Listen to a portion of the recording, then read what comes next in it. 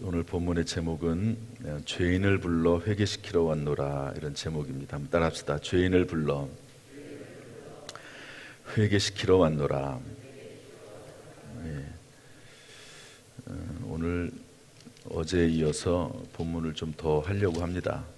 그냥 한 번에 끝내기에는 너무 내용이 많아요.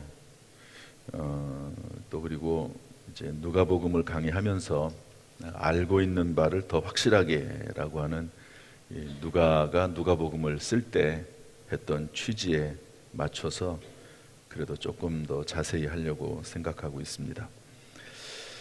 그래서 우리 다시 한번 따라할까요? 죄인을 불러 회개시키러 왔노라. 세리가 예수님의 제자가 됐죠. 사실 그 당시의 상황으로는 이 국민 정서로는 뭐 도저히 납득할 수 없는 일입니다. 사람 취급도 안 했던 사람인데 그 사람이 예수님의 제자가 되고, 또 이제 그 사람이 또 잔치를 베풀었는데요, 그 잔치 자리에 그런 세리들이 다 왔습니다. 근데 거기에서 예수님이 함께 계시면서 같이 먹고 마시고 이러는 모습이 도저히 용납이 안 되는 거죠. 여러분, 그렇지 않습니까?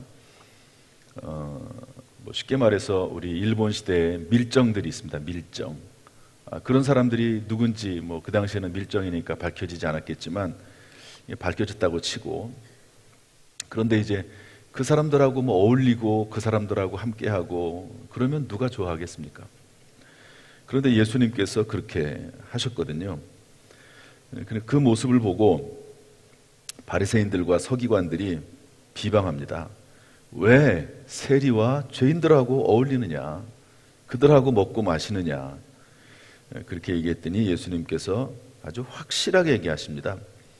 병든 자에게 의사가 필요하지 않냐, 또 내가 의인을 부르러 온 게 아니고 죄인을 불러서 회개시키려고 왔다. 그러면서 그들의 비방에 대해서 아주 확실하게 대답을 하십니다. 그래서 오늘 본문 속에 들어있는 몇 가지 교훈을 좀 찾아보려고 하는데요, 첫 번째로 예수님은 영혼의 의사로 오셨다 하는 것을 유추해 볼 수 있습니다.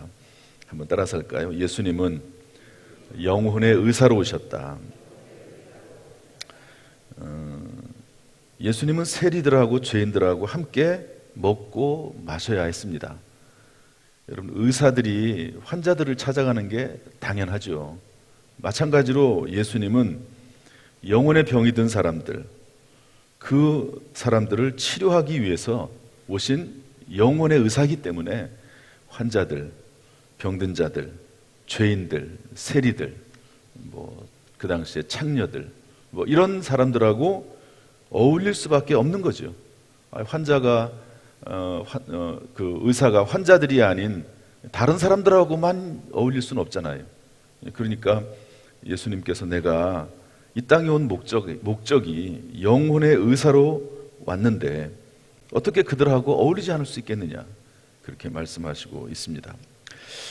예수님은 영혼의 병을 고치는 유일한 의사라고 성경은 알려주고 있습니다. 사도행전 4장 12절 말씀을 한번 읽어볼까요? 사도행전 4장 12절 시작. 다른 이로서는 구원을 받을 수 없나니 천하 사람 중에 구원을 받을 만한 다른 이름을 우리에게 주신 일이 없음이라 하였더라. 다른 사람이 영혼의 구원자가 될 수는 없지요. 물론 이제 예수님을 따라서 함께 예수님을 돕는 인턴은 있겠죠. 인턴, 수습, 예수님을 돕는 예수님의 제자들이 그런 사람들일 것입니다. 그런 사람들이 있어도 결국에는 예수 그리스도, 그분이 영혼의 의사다 말씀하고 있습니다. 또한 예수님은 모든 병을 치료하시는 가장 완전하신 의사입니다. 다른 의사들은 신체 일부분을 고치죠.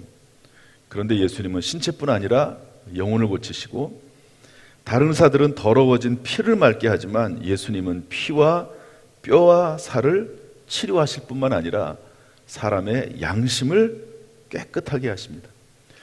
여러분, 양심을 깨끗하게 할 수 있는 의사가 있을까요? 그렇지는 않죠. 우리 당진에도 병원들이 많이 있습니다. 그런데 병원에서 육체나 치료하지 그 사람의 양심을 치료하거나 그 사람의 영혼을 치료하거나 그렇진 못합니다. 그런데 예수님은 양심을 깨끗하게 하시고 영혼을 치료하시죠. 따라서 예수님은 환자들을 침대에서 일으키실 뿐만 아니라 왕좌에 앉게 하십니다. 이 왕자는 뭡니까? 하나님 나라의 왕노릇하게 하시는 은혜를 말하는 거죠. 그래서 여러분, 히브리서 9장 14절 말씀을 보면 이렇게 되어 있습니다.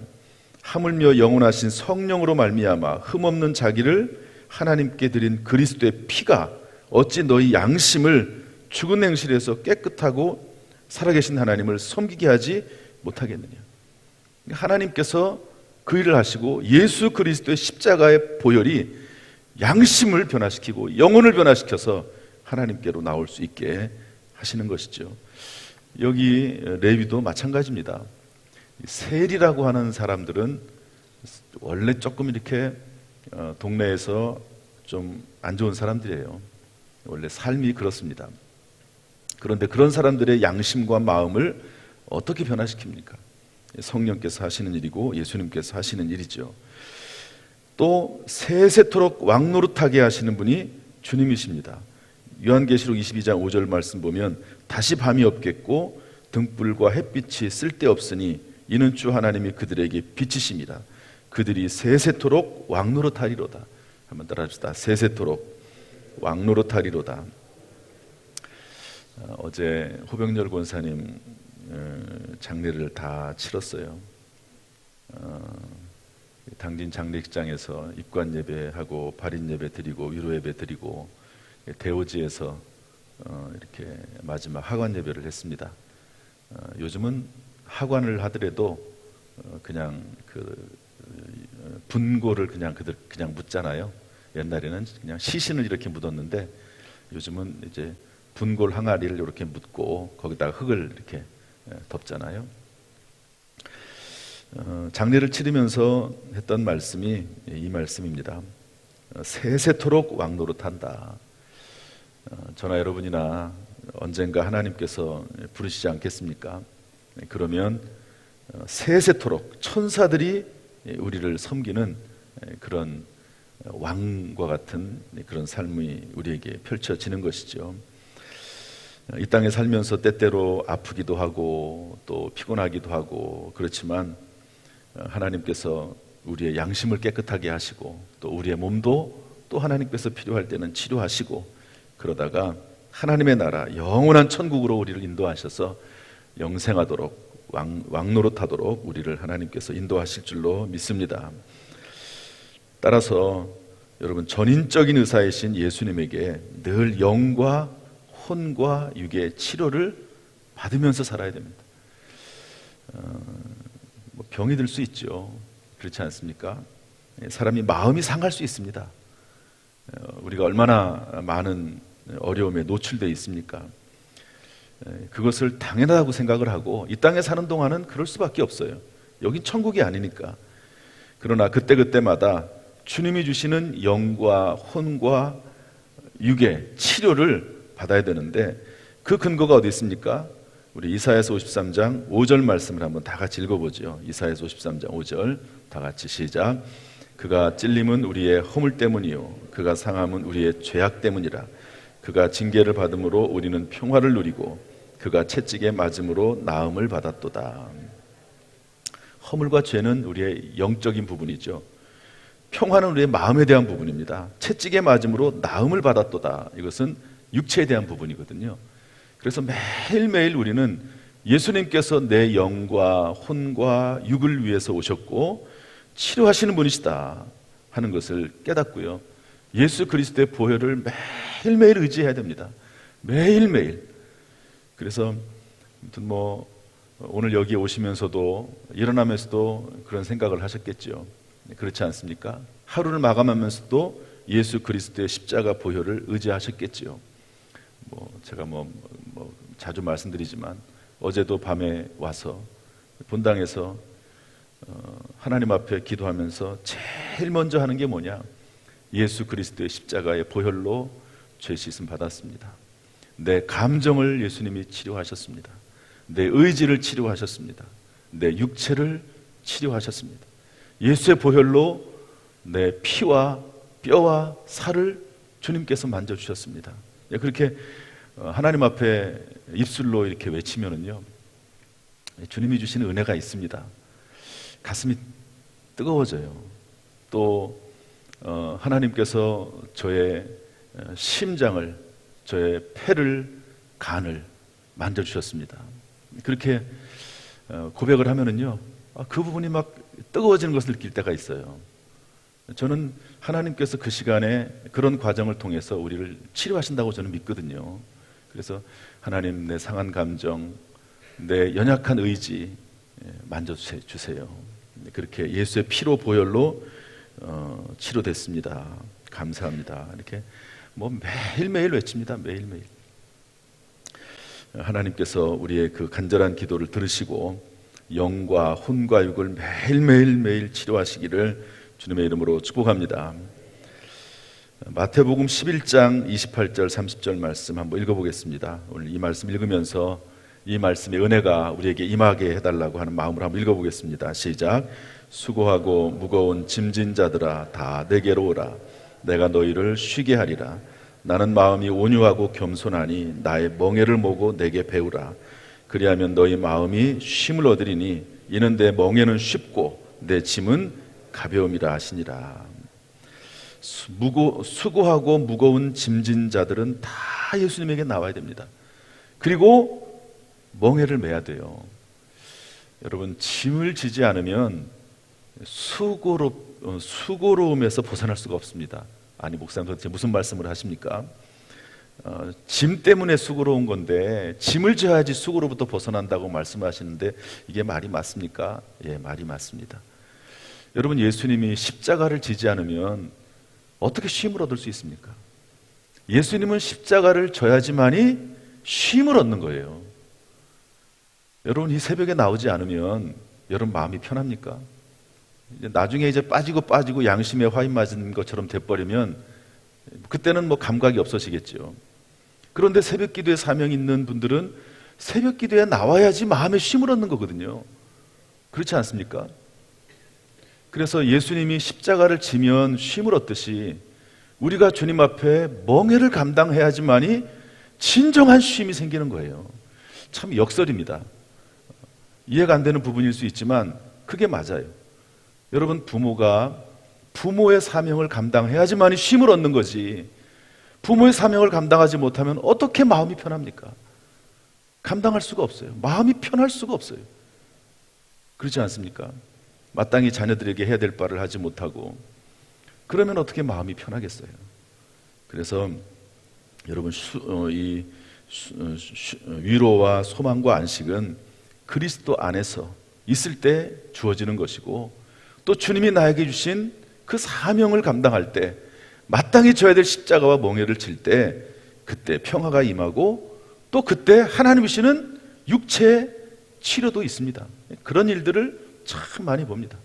그래서 여러분, 영혼의 의사로 오신 주님, 그분에게 맡기고요, 마치 의사를 찾아가듯이 여러분 병원에 가야 되잖아요. 이런저런 사정으로 병원에 가지 않으면 마음이 늘 불편해요.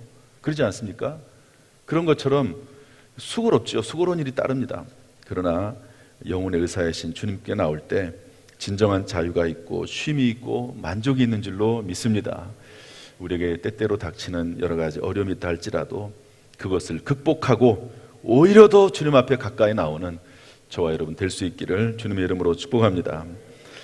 두 번째로, 마지막으로, 예수님을 의인을 부르러 온 것이 아니라 죄인을 불러 회개시키러 왔습니다. 그러니까 의인이라고 하는 서기관들과 바리새인들하고는 어울릴 수가 없어요. 자기들이 의인이라고 하는데 어떻게 어울리겠습니까? 그러나 예수님은 세리들, 또 죄인들, 이런 사람들하고 예수님은 어울릴 수밖에 없습니다. 왜? 그들을 불러서 회개시키러 오셨기 때문에 그렇습니다. 오늘 성경 말씀 보면 예수님은 의인들을 찾으시는 것이 아니라 죄인들을 찾습니다. 따라서 합시다. 예수님은 의인을 찾는 것이 아니라 죄인을 찾으신다. 여러분, 누가복음 18장에 아주 유명한 이야기가 나오죠. 두 사람이 성전에 기도하러 갑니다. 하나는 바리새인이고 하나는 세리입니다. 바리새인은 하나님 앞에 기도해요. 유대인들은 하나님 앞에 감사하는 것들이 많이 있습니다. 바리새인도 하나님 앞에 여러 가지 감사의 내용을 가지고 기도하지요. 내가 하나님의 백성으로 태어난 것 감사합니다. 또 하나님 앞에 매일매일 헌신한 것 감사합니다. 또 하나님 앞에 11조와 근체와 회양의 11조를 드려서 감사합니다. 그러면서 하나님 앞에 기도를 드립니다. 감사하는 게 나쁜 것이 아니지만, 그러나 한 가지 빠진 게 있다는 거예요. 여러분, 감사해야 되지요. 빠진 게 있습니다. 뭡니까? 세리가 하는 모습을 통해서 알 수 있습니다. 세리는 멀리 서서, 성전 가까이 가지도 못해요. 멀리 서서 감히 눈을 들어 하늘을 쳐다보지도 못하고 다만 가슴을 치며 이르되 하나님이여 불쌍히 여기소서, 나는 죄인이로소이다. 베드로가 물고기를 많이 잡았을 때 나를 떠나소서, 나는 죄인이로서도 소이다 말씀했던 것처럼 세리가 나는 죄인이로소이다, 나를 불쌍히 여겨주세요. 이 모습을 예수님이 보셨습니다. 뭐라고 말씀하시죠? 내가 너희에게 이르노니 이제 저 바리새인이 아니고, 자기를 의롭다고 여기는 바리새인이 아니고 저 세리가 하나님 앞에서 의롭다 하심을 받고 집으로 내려갔다. 무릇 자기를 높이는 자는 낮아지고 자기를 낮추는 자는 높아질 것이라고 말씀하고 있습니다. 하나님은 이렇게 자기를 낮추는 자, 겸손한 자, 스스로 죄인이라고 생각하는 사람을 찾으신다는 거죠. 여러분, 사도 바울도 예수 믿고 구원받지 않았습니까?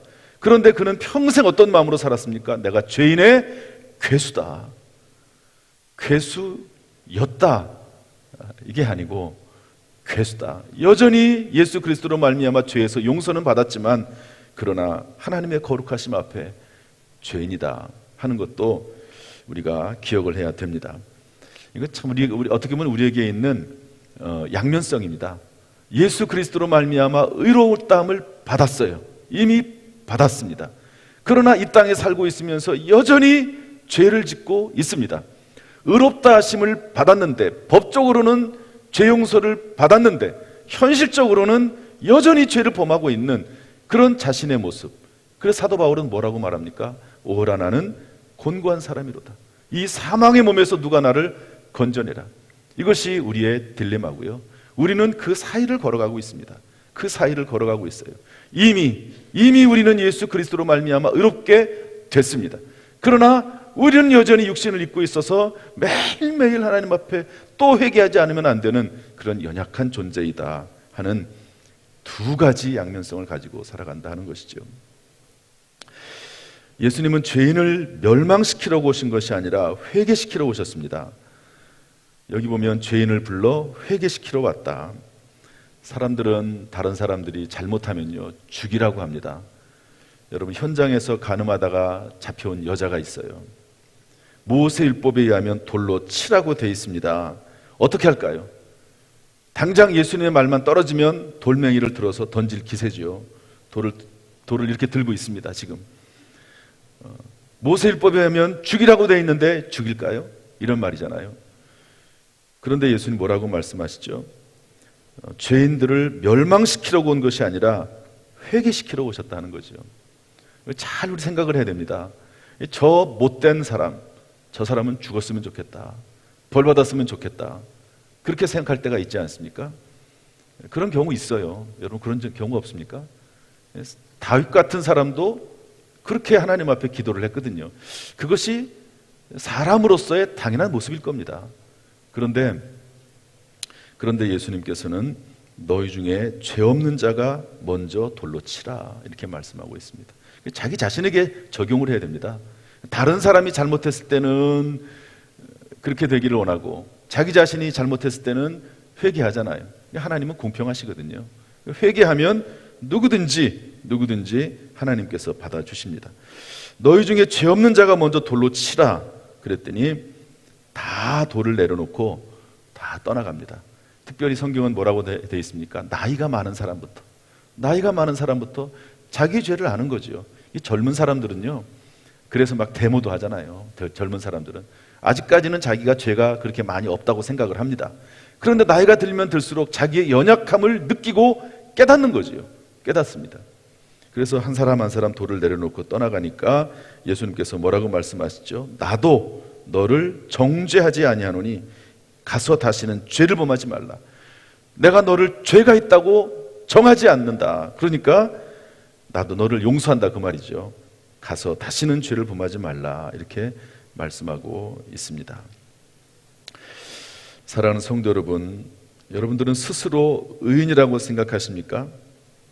예수님은 의인들이 아니라 죄인들을 찾으시고 그들을 회개시키러 오셨다는 것을 기억해야 됩니다. 스스로 의롭다고 하는 자에게는 예수님이 임할 수 없습니다. 그 사람 자신이 예수님을 거부하기 때문에 그래요. 여러분, 스스로 의롭다고 생각한 사람들의 특징은 다른 사람들을 배척하고, 그리고 스스로를 의롭다고 생각하기 때문에 결국에는 예수님도 받아들이지 않습니다.